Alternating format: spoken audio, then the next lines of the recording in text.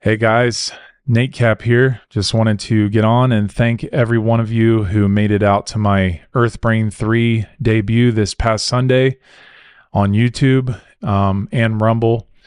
It was a overall great turnout, I think, and it was awesome just seeing everybody making it into the chats and giving their compliments and comments and ideas and views, and it was just an overall really great experience, and it was cool that the information was actually hitting people, and I hope that it continues to help people on their path to, go a lot further into that type of information. But I just wanted to get on here and thank you guys, but also go over a few things. I wanted to talk about a few, little minor things that were bothering me about the presentation that I think you should know about. And also I just wanted to talk about my own personal tech issues and talk about Rumble and YouTube as far as, allowing there to be ads put on the presentations that I've given in the past. And also I wanted to talk about how I know what I know regarding the time periods of these ancient Egyptian totemic hero cults. And also I wanted to talk about elements a little bit. So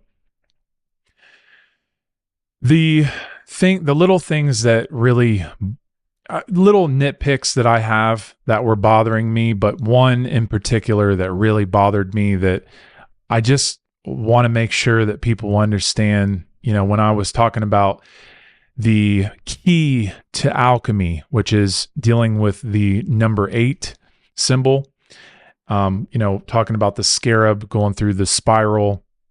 And this is, a very ancient Egyptian way of understanding alchemy. And I was talking about how the 8 symbol is an infinite symbol. And that means that it is not only even in the context of the chronology of the numbers, 1 through 9, but also it's about understanding that 8 is an infinite symbol, which means infinite means 1. Okay. So it's not only even, it's also odd. And so I got a little dyslexic when I was talking about the number 7 because it comes prior to the number 8. And I said that 7 is a even number when in fact it is an odd number. And I think anybody who has common sense and anybody who's listened to me in all my work knows that I do not believe that the number 7 is a even number, even though it has the word even in it. It is not an even number. So I just wanted to make that clear. And also I talked about the ark symbol, the Noah's Ark. And, I talked about the deluge, which means flood. And I didn't say the word flood, but I did say deluge. But I just wanted to be clear on that because, deluge is dealing with a flood, but it's such a loaded term because it's dealing with the deluge is also dealing with a cycle. And it's important to understand that the ark ship is an archetype, and that means that it's holding knowledge for us to pull from when we need it. Okay, when we're going through a storm, and we're really going through a storm. We've been going through a storm for a long period of time, but we're really going through a storm now, and we really. This information, this knowledge is starting to surface. We're starting to be able to pull from this ark and therefore understand that it's so much more ancient than what we have been taught. And it's about understanding that we're going through a storm, we're going through a flood, and we're going through a cycle. And that doesn't mean that we are, we should victimize ourselves to any type of cycle like a Kali Yuga cycle. But it's about understanding that any time that we're going through a rough patch in our human experience, that we have the ability to understand that the reason that we're disoriented is because we have, become detached from the ark. We've become detached collectively from the ark and from the knowledge of the ark.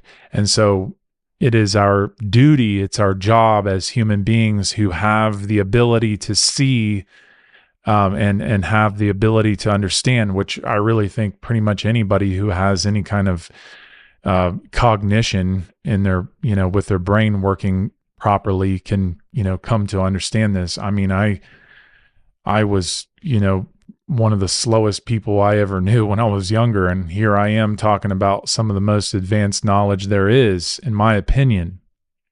So so that's just me saying, I believe that anybody has the potential, the ability to tap into this type of information and understand it.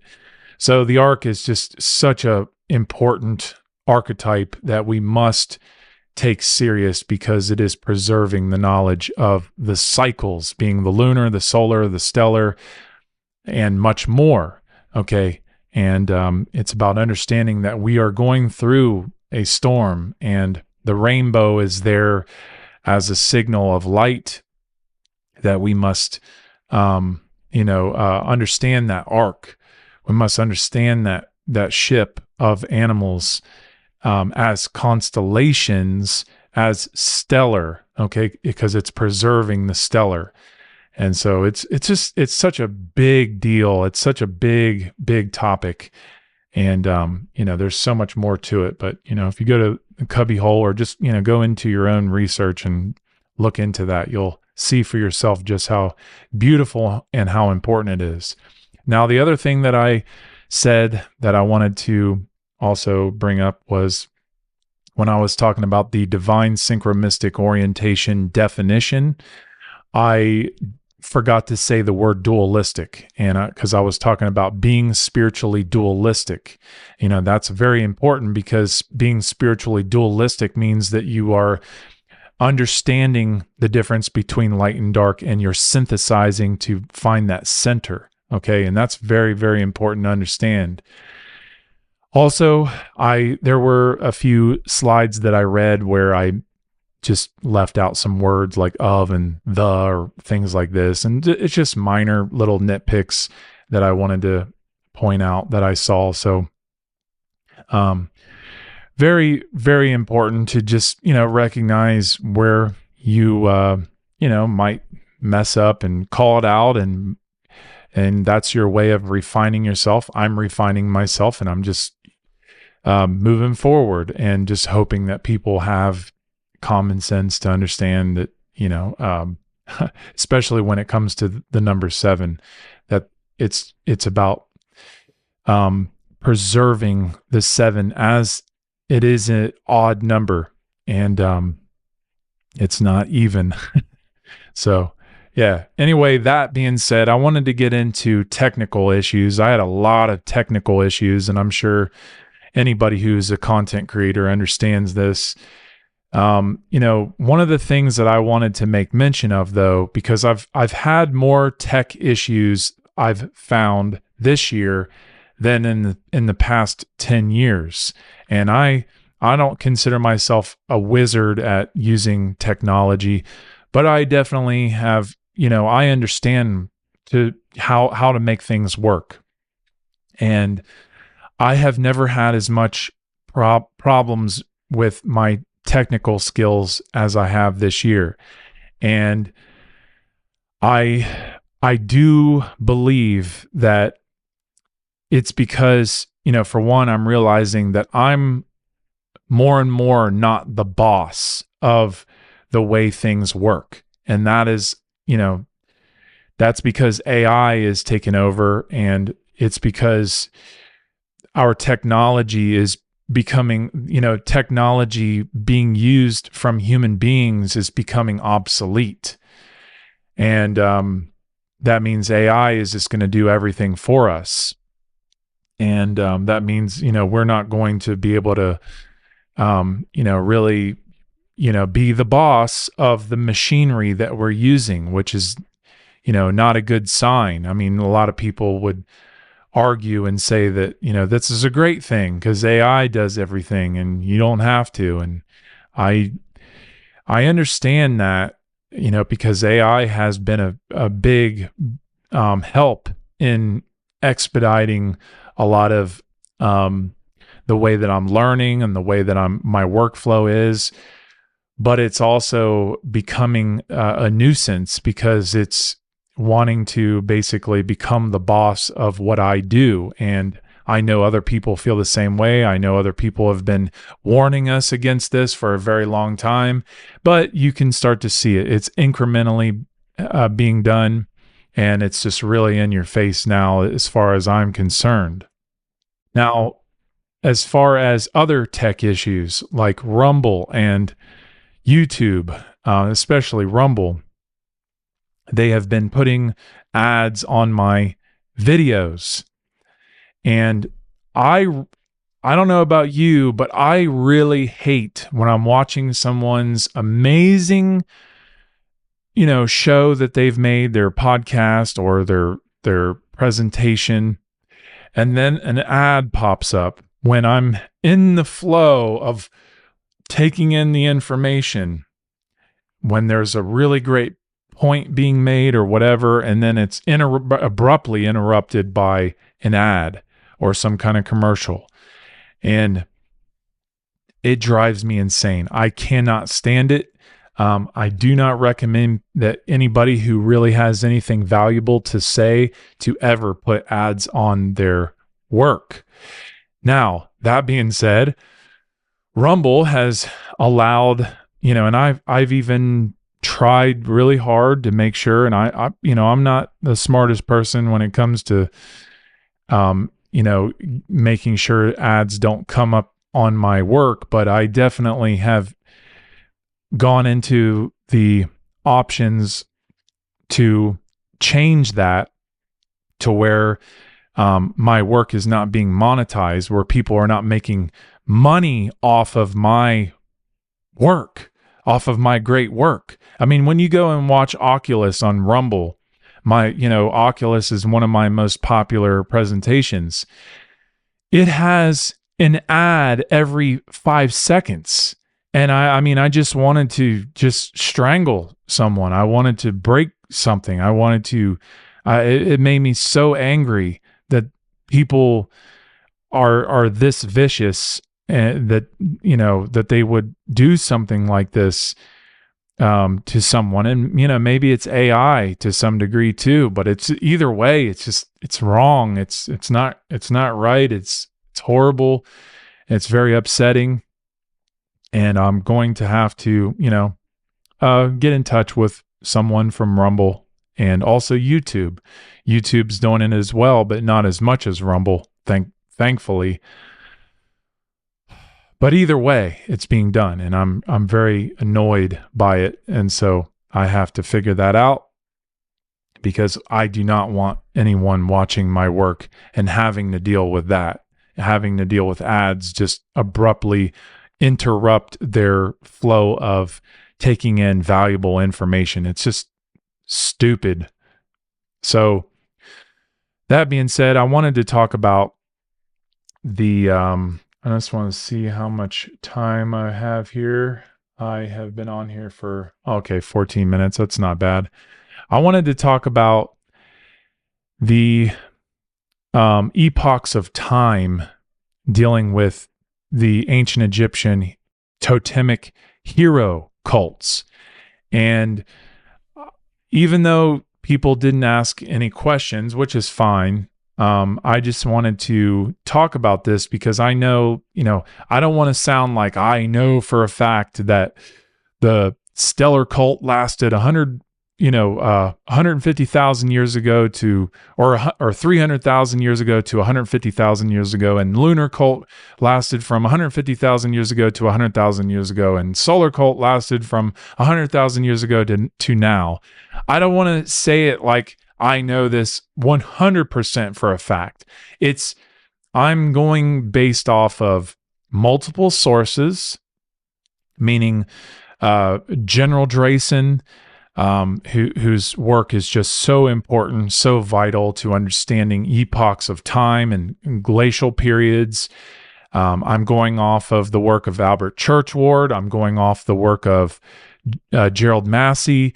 I'm also going off of different researchers of archaeology dealing with tool making of the Paleolithic era to the Neolithic area, where polished axes, come after, in the Neolithic period, and then prior to that, in the older era, being the Paleolithic era, is where the tool making is not polished, being the axes of that time. And you can know this, you can understand this as being open-minded to different artifacts in archaeology and anthropology, paying attention to the cultures.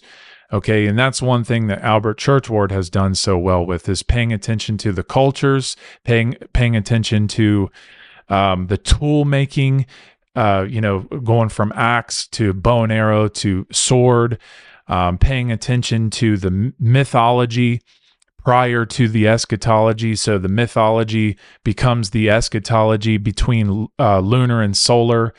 And that is really, really important points that I want to make. And I'm going to keep stressing this as I keep moving forward, because people are stuck in a 6,000 year box. That's what we've all been raised into. And, people are, raised into this creation story, and people are so trapped in Babylon. And I'm saying that we have to go further than that, because if we really want to see the bigger picture, we have to understand that the human story is so much more ancient and so much more valuable than a lot of the other stuff that comes in between, 6,000 years ago to now. Okay. It's really, really important. And I think a lot of people just continue to willfully stay in that little box. And, 6,000 years is it's not just a small box. It's a big box. It's just not as big as the bigger picture. It's just another cul-de-sac. And I just want to stress that. I'm not saying that we can't find a lot of knowledge, a lot of truth in that 6,000 year box, but we have to be able to step back and look at the bigger picture and get out of that box to see that there's something more. And it's extremely, extremely valuable when we really start to pay attention to those things and pay attention to these, different mystery traditions, because they will reveal so much more about, phases of the totemic hero cults, being, again, the solar, the lunar, and the stellar being the oldest. So that being said, I also wanted to talk about elements. And I did notice that someone was bringing up the fact that, other researchers talk about the elements being in different orders and different orientations. And I even said that in my presentation, that the elements are in different orientations when you're using different mystery traditions, and that's important. But the way that I'm orienting them is about understanding that it's earth, then water. Water covers earth. Air goes on top of water. Fire needs air to rise. So it's about rising, and then spirit is at the center of all those things. But then spirit is that which is also the most high, because it's about as within, so without, or as below, so above. And so it's so important to understand why the elements are in the order or orientation that they're in. Okay. So just want to be clear on that. And, elements is such a big deal, because you're dealing with the five. And when you're dealing with the five, you're dealing with material and spirit, because remember, spirit is at the center of material. It's what holds material together. It's very advanced, but if you really want to understand animism at a deeper level, that's how you're going to arrive through this sacred geometry, through the elements. It's nothing new. I'm not saying anything new. It is very, very ancient science, and it is something that is inherent within nature. It's something we have discovered, and it is something that we have the ability to preserve and learn from. So that being said, I just wanted to also say that hopefully everyone will continue to study this information a lot deeper. I will be giving at least two more presentations dealing with the Earth Brain, which is Earth Brain 4 and 5, and it will be dealing with stellar, lunar, and solar, and of course Osiris, Horus, Isis, Set. It's such a huge topic, but it's so important. And the reason it's resurfacing now so deeply is because we need it. It's needed.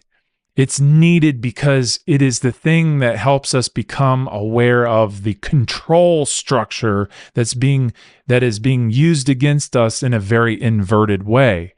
And so I really hope people take that more serious. But that being said, I'm going to go ahead and get off here. So I really hope that you enjoyed the presentation.